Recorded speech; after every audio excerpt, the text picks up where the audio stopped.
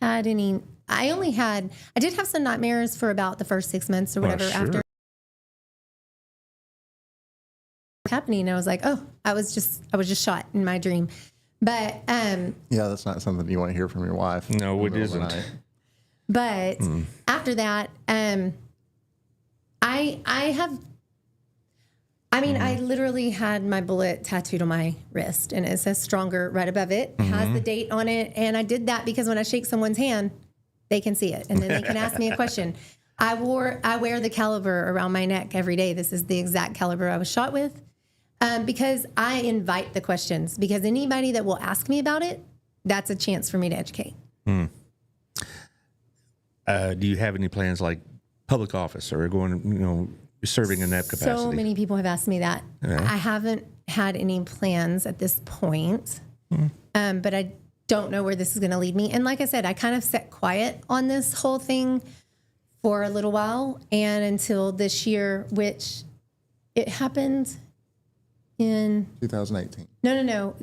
My incident happened in 2018, but the new incident happened, I believe it was like in March. I want to say it was in March. But anyways, and of course, some of my neighbors didn't even know that had happened to me. That's how quiet I had gotten about the subject. And so, of course, then I immediately reached out to that neighbor and said, hey, I'm so sorry this happened.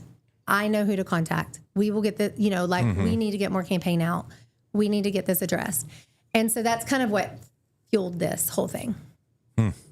But now I don't want to stop talking about it because I don't want anybody else to have that happen to them. You ought to talk to some school groups as well. I mean, it'd be very interesting for these young people who probably, many of them grow up in a house that have guns or whatnot. I've actually thought about getting my license to be a concealed carry instructor because, he and I both got licensed. Unfortunately have let mine lapse, but it's not necessary anymore. Because we are a right to carry state. So it's not important to have it, but I have talked to him about wouldn't that be something? I mean, that would be an avenue because that would also help spread the message. But I honestly have spent a lot of time just running into people and then they ask, aren't you the girl that got shot? What a thing to be known for. Huh? You brought up a good point about when you're talking about going to a gun range and shooting. I know a lot of people shoot on their own property because they feel more comfortable. A lot of times if you go to a gun range, you'll have somebody next to you who might not be acting safe. So a lot of times people feel comfortable on shooting on their property, which we don't have a problem with, but we want to help people do it safely, and knowing your target and knowing what's behind it is one of the basic rules of gun safety. And that's the biggest thing I say to people over and over again is know your target and what's behind it. Because it's interesting because it's quite obvious you're Second Amendment supporters and whatnot, and you have no intention of denying people that. You just don't want people to be careless like they had been, right. And they still are. And that's why a lot of people would be like, initially when it happened, I was educating people a lot that would come up to me and be like, I can't believe you were a victim of gun violence. And I'm like, I wasn't. I wasn't a victim of gun violence at all. I was a victim of gun negligence. And there is a very big difference because it wasn't in a confrontation situation. It wasn't in a dangerous, it wasn't any of that. Well, this is a message that really people need to hear. It really is, because the people that think on 4th of July, they're just firing their pistols in the air, which happens not as much in Burleson, but like South Fort Worth, I heard all sorts of stories. And also in Dallas, you hear in certain neighborhoods, that's how they were celebrating, and it's like, don't you know that's a dangerous thing? So interestingly enough, a couple months ago, the city of Fort Worth also started their own campaign, trying to get the word out about gun, shooter safety and things like that, because they believe that they've had some incidences as well. I don't remember the name of their campaign, but it is similar to Your Bullet, Your Responsibility. It's slightly different. Well, I hope that you're able to, put this message out there to a lot of groups, because a lot of people need to hear this, and because it never really occurs to people when they're shooting on their own property where that bullet ends up, and right. It's obvious that could be some pretty dramatic repercussions if they're not paying attention. Yeah, in fact, we had some family pictures made a few weeks ago, and this lady's house was not far from our house, but it was in a completely different neighborhood. And she talked about when she moved in, she found a bullet in the side of her house. But thankfully, she knew Keli, and she knew how to talk to her neighbors and say, hey, look, I live right here. I found a bullet. You need to shoot safely. And her neighbors changed their behavior, started shooting into a berm, and actually rarely shoot anymore. Yeah. They said, well, we've been shooting here forever. And she goes, cool. So were the people that shot my friend. So Oh, boy. let's talk about that. And so, you know, that definitely makes me happy that I was able to help people change behavior. If you need it a little closer, because if you sit back, you start echoing a little. Sorry. But anyway, before we leave, though, I want to talk about it kind of completely on a different topic because I've been pushing it all summer. That's with the food pantries. Oh, All right? yes. And yesterday I read in the paper that food prices have gone up 33% in the last 6 years. That's a lot. And my bills show it. I mean, Yeah. you know, and I'm sure y'all, as two boys, I'm sure they're eating you out of house and home. And you probably still put it away, you know. And so the food pantries need your help because I went into Promises 10 days ago, 2 weeks ago to drop something off, and it was standing room only. And that's just what happens in the summertime. So guys, you know, I know it's a tough time for a lot of people, but for some people, they're right on the very edge. And so let's support the food pantries. I'll have Promises on in about a month. I had last Tuesday, had Amber and Keli from the Harvest House. And then in about, what is this, the 27th? About 2.5 weeks, I have the new director of the Crowley House of Hope. Because they also, it's like they go through this really rushed time in the summer, and they get a little small break, and then you get closer to the holiday season. You have all these other pressures to try to keep up. And so y'all need to do what you can to help them out. Well, also, we have a couple other things going on. This is also Christmas in July for Next Step Women's Center. One of my favorite outfits. They're collecting toys for their little boutique they have. This boutique isn't something that's open to the public. If you want to buy something from them, you go to Rachel's Hope for that. But this is for the clients, both men and women. You know, I've learned over the years that, you know, it's both. They go to use their services, and they go to these classes, and they have this long list of classes that take, and you get baby bucks, and you get to go buy toys and such. And you know how it is. I just mentioned the food and diapers and all that's very expensive and a constant expense. Sometimes toys get left behind, and so there you go with that.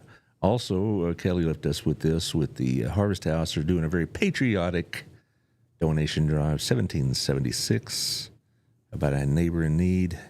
They do a lot more than just food and stuff like that. They also do a lot of financial assistance. So anything that you could do to help would be great and whatnot. So we're gonna let y'all finish. Y'all finish the show for us. What do you want us to know? I don't know. I mean, we kind of talked about a lot of Yeah, that. I know, but just kind of summation. I'm sorry, did I throw you a curve there? That's okay. it. Yeah, just a little bit. Yeah, okay. Well, I'm sorry. No, the main thing I just really need to get the message out, you know, make sure that we know the direction we're shooting, what could possibly be hit. Even if you have a backstop you can miss. I think if you had, maybe you had to put together with Billy Cordell, whom I have a great deal of respect and regard for, you know, you could take like, not only like a traveling show, but have like a formal presentation, you know, with slides and whatever else. Yeah. Yeah, and you know, I think you'd find some takers, not just in Burleson, but you know, or Joshua, probably all over the county, probably even into Tarrant County. I think the key thing to remember with the growth in the area, there's so many neighborhoods that just pop up, and they're in the middle of rural areas where Or what I'm sure once people, was. we're shooting, and they're used to doing that, and they need to be aware of where neighborhoods are, where residential areas are, and just be safe about what When they're my doing. video initially came out, I had a lot of people that would say, well, I've been shooting on my property for years. I've always shot here. Okay, cool. But what's next to your property? Did that change? Yeah, Because it exactly probably right. did. And that's what it is. My neighborhood is only 15 years old, I think. Right. And so what had been next to the property changed. Well, I can't imagine using my property. I live on about an acre, but I wouldn't even consider Well, target you wouldn't practice on my house. legally be able to do that. No, I'm in the county though, right? Yeah, but you have to technically 10 acres. Well, I'm just saying, I would even if it was allowed, I wouldn't do it because my neighbors are also probably well armed, and I don't want to, Right. Well, and the sad part is, had I been a horse, there would have been maybe prosecution. No, of course. Well, I'm glad that you haven't turned. Well, let's go ahead and put it this way. I'm glad you turned into what could have been a tragic situation into something that's helpful, beneficial, educational for a lot of people. And not just, in a formal sense, but, a lot of people now are aware of this that they wouldn't have been aware before. And I'm glad that y'all have taken something that could have been really, really horrific and turned it into something good. Well, I'm so glad that you were willing to talk to us on your show. We can do it again in a few months if you want to. If you start a a more formalized presentation, if you have slides and all this stuff, we can do it again. Like I said, waiting on Colin. Well, yeah, right. Well, because he's kind of the one in charge of all of that at BPD. Yeah, he's been on the show several times with all these programs, and he is the wizard with all that. But I don't want him to come back too soon. I want him to have a full recovery. Well, I think he will. He was very optimistic and positive when I saw him a couple weeks ago. So I think he'll recover. You just don't get over those things overnight. So there you go. But no, I enjoyed the show. I learned some things. One thing I learned is there's some gray area that needs to be clarified here. And the fact that these guys basically could get away with something like this. That's just not right. Even in my case, when we were trying to get it presented, there was some incidences where I couldn't get some of the information, and Jason had reached out to Paxton, Right. and that he helped us get some of that information. So I don't know. Have been talking to him about reaching out to, Ted Cruz, Paxton, Helen Kerwin, and we've talked about all of that. Because it is not just something that's going to happen in Texas. This is something that happens everywhere. So there might be something that needs to be addressed nationwide. Well, I'll bring it up with the mayor. He's coming on the show in about 3 weeks. And that might be something Burleson PD could really push as a city. And because it was a different mayor at the time, who, like I said, we did do the town hall with. I don't know how much Fletcher even knows about it. I'm sure he knows something. But...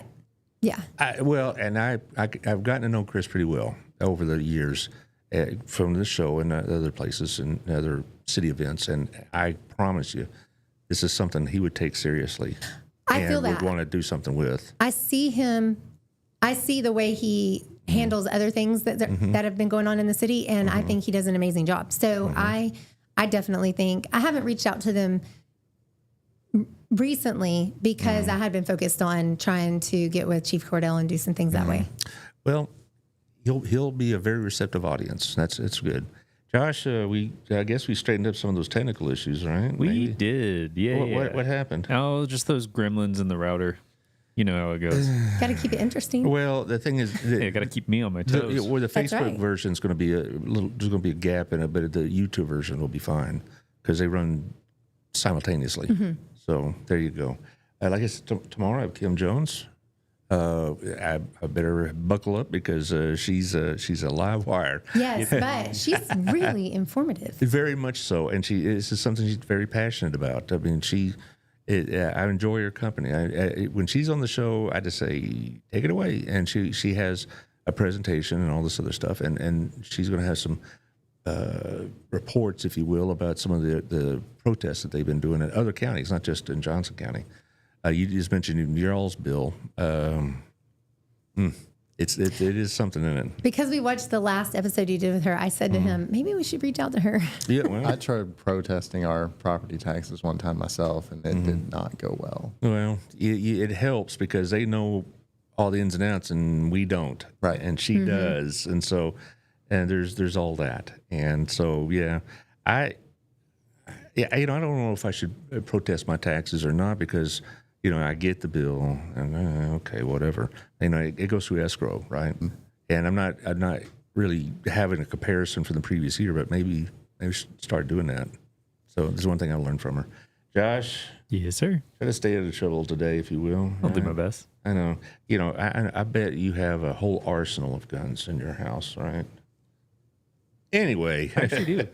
What now? Not an arsenal, no, but So you are a Second Amendment advocate to some degree. I don't like using guns, but Well, I'll use it if I have to. yeah. Well, I got my rifle for self-protection. I'm not going hunting with a Mossberg shotgun. You know, it's for home protection. We lost ours in a tragic boating accident. I think on Bailey Lake or something You like that. dropped it in the lake. Yeah, they lost them all. No. Oh, okay. All right, fine. All right, we will see y'all tomorrow at this time, and y'all take care. Thanks for coming, guys. I appreciate it. It's good to catch up with y'all. Thank you for having us. Sure. All right, bye-bye, y'all.